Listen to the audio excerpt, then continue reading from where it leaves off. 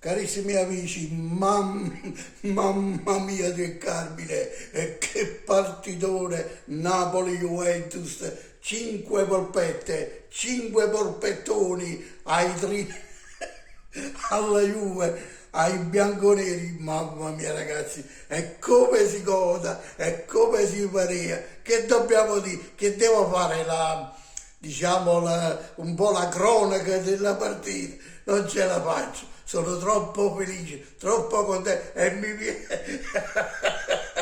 viene da ridere, da ridere per tutto quello che ho sentito durante la settimana. Napoli, stiamo arrivando e la Juve batterà il Napoli e si riapre il campionato, tutta l'Italia tifa per la Juve, mamma mia!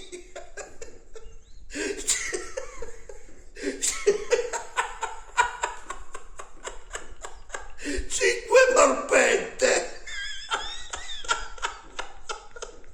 Diciamo più. Napoli 5, 2-1.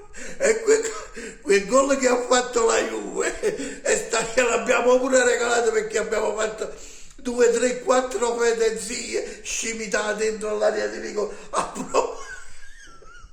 Ma la Juve non era la difesa più forte d'Italia. E meno male, perché se non era la difesa più forte d'Italia, quante ne prendeva? 10. Ragazzi, perdonatemi, non ce la faccio a fare la cronaca della partita. Napoli 5, 1, 10 punti di distacco. I giornalisti stasera a Sky, alla Rai, avranno pure il coraggio di dire lo scudetto lo vincerà la Juve.